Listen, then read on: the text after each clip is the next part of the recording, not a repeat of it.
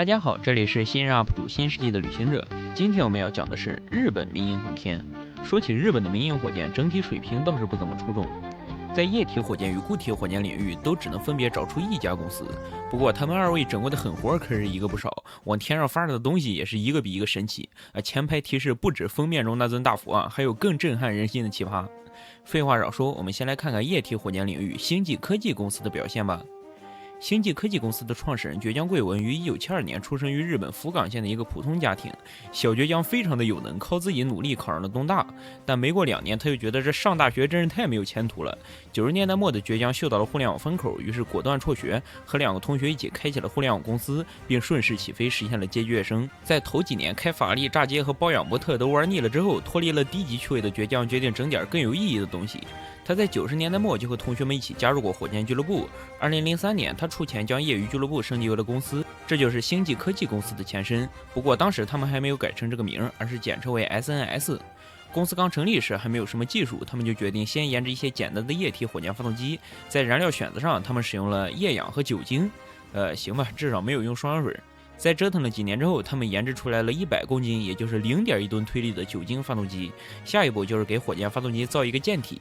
堀江在日本轉了一圈之後，發現北海道的空間科學技術孵化中心這時候正在研究名為卡繆的固液混合探空火箭，燃料是液氧和塑料。堀江就準備借卡繆火箭的艦體換上自家的推進劑和發動機。SNS 公司搞來的第一枚艦體長度約3.5米，加滿燃料之後重量只有20多公斤，裝上他們這個100公斤推力的發動機之後，推力異常澎湃。這枚火箭預計於2011年春季發射，因此得名春一番。本來預計的發射日期是3月12號，結果發射前一天，他們越看着火箭越覺得不對勁兒，這火箭怎麼在晃啊？等等，不是火箭在晃，是地面在晃。再一看時間，2011年3月11號，壞了，是東日本大地震來了，就是震壞福島核電站那個。那還說啥了？趕緊跑路吧！所幸他們人在北海道，受到的影響不大。在十幾天之後的3月26號就完成了火箭發射。在之後的2年間 ，SNS 利用卡繆火箭的艦體加上他們自己的發動機進行了多次火箭發射，並且不斷改進。2013年，覺得已經歷練的差不多了的 SNS 公司正式重新注冊為了星際科技公司。之後自己就要獨立制造更大的火箭和發動機了。作為日本最早的一批民營航天公司，星際科技也理所當然地收到了來自各方面的投資，比如豐田公司。面對新的公司形式，創始人堀江將會作何打算呢？其實這時候的情況稍微有一些複雜。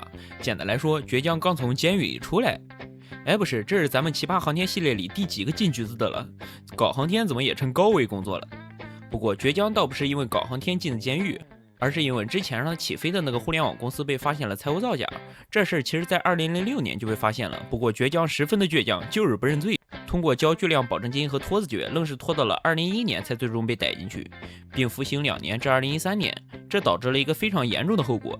當年 SNS 公司第一枚火箭發射的時候，堀江本人要在東京開發布會，所以沒在北海道現場。他本來想之後的發射就過去看的，結果沒等到第2枚火箭發射，他就被逮進去了。直到第6枚火箭發射時，他才出來。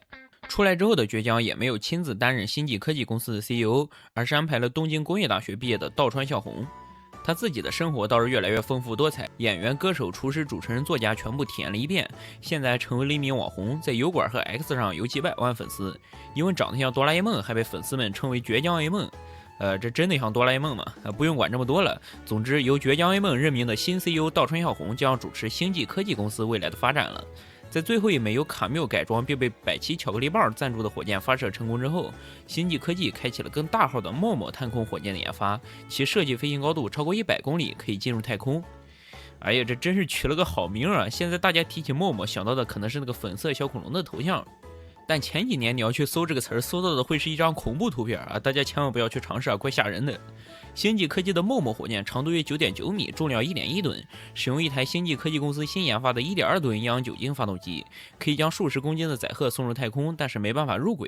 其單次發射成本約8000萬日元，也就是幾十萬美元。但在實際執行的過程中，星際科技的花費還可以更低一些，因為他們每次發射都會開啟眾籌活動，號召大家捐錢。感覺日本人是真喜歡搞眾籌啊。MOMO 的首飛箭就通過眾籌籌集到了2200多萬日元。在經歷了多次發動機測試故障與意外推遲之後，2017年7月30日，MOMO 火箭終於進行了首飛。可惜的是，火箭剛堅持到了起飛後60多秒的 Max Q 就失控墜毀了，最高高度約20公里。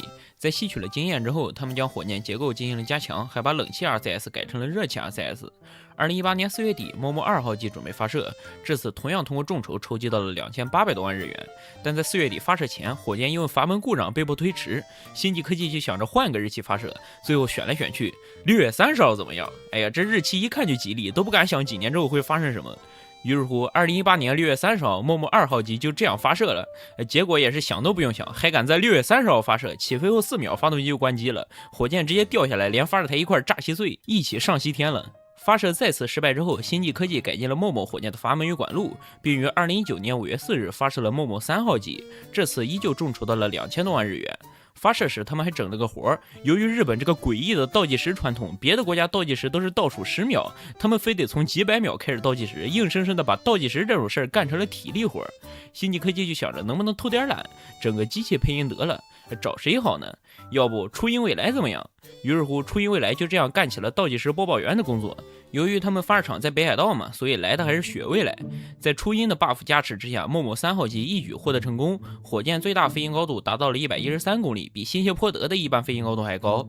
在發射成功之後，星際科技公司宣布自己已經成為了全世界第4家，同時也是日本首家進入太空的民營液體航天公司。所以雖然星際科技看上去沒啥好技術，但從排名上來看卻意外的不錯。比它更靠前的只有 SpaceX 藍色起源和火箭實驗室。其實在2018年，中國的星際榮耀和藍箭航天分別進行了2次火箭發射。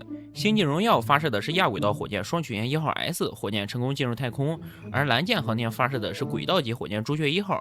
雖然發射未能成功，但因為火箭是在後半段出的問題，所以出問題時飛行高度也已經達到了太空標準。不過他倆發射的都是固體火箭，所以星際科技公司這個液體火箭領域的全球第4還真就讓他拿上了。不過發射成功之後的星際科技很快遭到了天乙爺的侵蝕，勝利之後已成驕兵，而驕兵必敗。果不其然，2019年7月27號，陌陌4號機發射失敗，高度只達到了13公里。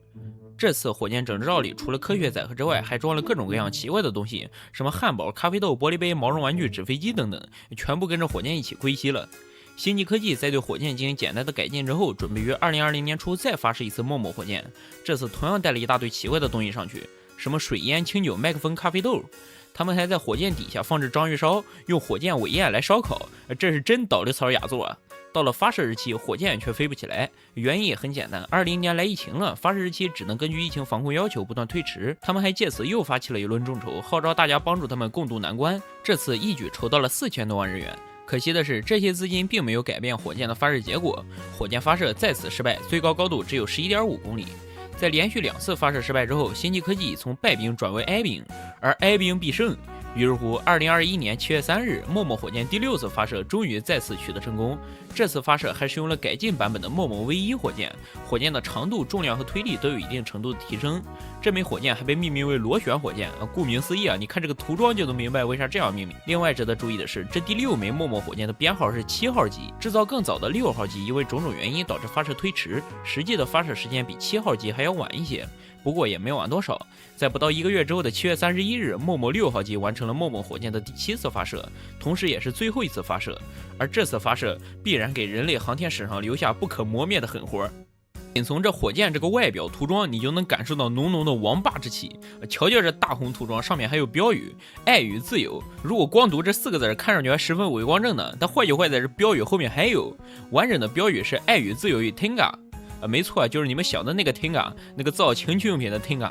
他們還非常財大氣粗，直接獨家贊助了這枚火箭，把之前一直在整罩裡待着的什麼清酒、咖啡豆什麼的全撵出去了，轉而裝上了自己家的產品，也就是杯子。於是乎，人類歷史上前無古人的情趣火箭就這樣誕生了，航天史上第一個進入太空的杯子，厲害吧？這種事你不得不說，只有日本人幹得出來，其他人做得到嗎？充分發揮了當地特色優勢產業了，屬於是。另外，這個杯子上太空也不完全是獵奇和作秀，他們在杯子裡面裝上了很多傳感器，實時收集了杯子在太空中的溫度與壓力數據，為人類的太空情趣產業的發展做出了巨大且不可磨滅的貢獻。在整了這麼一個前無古人的巨大狠活之後，星際科技公司覺得陌陌火箭已經完成了其所有的測試任務，現在是時候研制真正的軌道級火箭了。接下來登場的是零式火箭。零式火箭剛開始直徑只有1.7米，重量24噸，近地軌道運力約150公斤。在2023年重新設計之後的零式火箭數據得到了加強，其直徑2.3米，長度32米，整流罩長度5米，起飛質量71噸，起飛推力120噸，近地軌道運力約1噸。整體構型也採用了最經典的1級9胎發動機、2級1胎發動機的2級布局，這種光桿9+1的布局簡直已經成了民營航天的通解了。不過零式火箭使用的液氧甲烷發動機倒是比較有意思，其發動機被命名為宇宙啊，真是太有氣勢了，比韓國的世界號還有氣勢。但這不是重點，這是一款燃气發生器循環液氧甲烷發動機，推力約13噸，其最大的特點是採用了生物质燃料，也就是生物糞便甲烷，沼氣動力啊，並且這款沼氣動力發動機也已經完成了試車，未來10分甚至9分的可期。星際科技公司除了正在研制的0號火箭之外，還有一些遠期的 PPT 規劃，比如這個 DECA 火箭。這玩意兒我都不知道該如何評價了，它簡直就像是星艦和中子號喝多了整出來的。星艦的助推器加上中子號的頭，真是化神奇為腐朽啊！它的1級發動機比星艦還多，扇格垛也採用了和星艦一樣的不折疊設計。2級又極其短小，並被完全包裹在整流罩內，1、2級极简比誇張到無法理喻。整流罩則和中子號一樣設計成1級整體回收。不過這玩意兒虽然看上去非常唬人，其實規模不是很大，高度只有40來米，比猎鷹9號還矮了小一半。所以並不是什麼難以造出來的奇觀，這玩意兒以後如果真被造出來了，應該也是獵奇而非奇觀。如果說星際科技公司代表了日本民營液体火箭的發展现狀，那麼另一家成立時間更晚的 SpaceOne 公司則代表了日本民營固體火箭的發展现狀。這家同樣也是整活高手，咱們一起來看看吧。2018年7月，佳能電子、IHI、清水公司和日本開發銀行共同投資成立了 SpaceOne 公司，並推出了艦體直徑1.35米，整流罩直徑1.5米，長度18米，總重約23噸，近地軌道運力250公斤的3級固體運載火箭。該火箭被命名為凱洛斯，是希臘神話中的時間與機遇之神。SpaceOne 公司希望提供全球合同最快且發射頻率最高的火箭，通過時間贏得市場。好，有種。為了伺候好這個火箭，清水公司專門在和歌山縣建造了一個專屬發射場，從此便留下了閃擊和歌山的傳說。凱羅斯火箭原定於2022年發射，但因疫情推遲到了2024年。2024年3月，整裝待發的凱羅斯火箭開始在發射台上躍躍欲試，但這火箭可能是帶有某種殺意感知，賴在發射台上就是不起來。好幾次倒計時都走完了，還點不着火，給激情四射的直播主持人都給整不會了。我覺得這段大家還是看原片比較好。10、9、8、7、6、5、4、3、2、1、0。いけ！いけ！4、いけ！いけ！7、8、カイロス！頑張れ！頑張れ！13、頑張れ！14、15、さあどうだ？16、17、さあ18。在經歷以上多次推遲之後，2024年3月13日，凱羅斯火箭終於首飛，然後就結束了。起飛不到5秒，火箭就在低空爆炸，直接閃擊和歌山，整流罩裡的載荷更是直接被崩飛了出來，實現了火箭發射失敗但衛星分離成功的奇蹟。這段也值得單獨欣賞。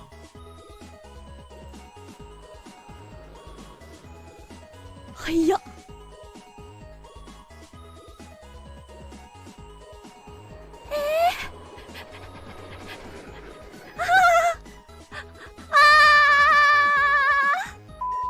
虽然嘲笑一個初創的小公司首飛失敗不是啥好事，畢竟首飛成功的才是少數，但這個猝不及防的升空級爆炸還是過於有節目效果了。這要是能繃住，老了就成蹦蹦炸彈了。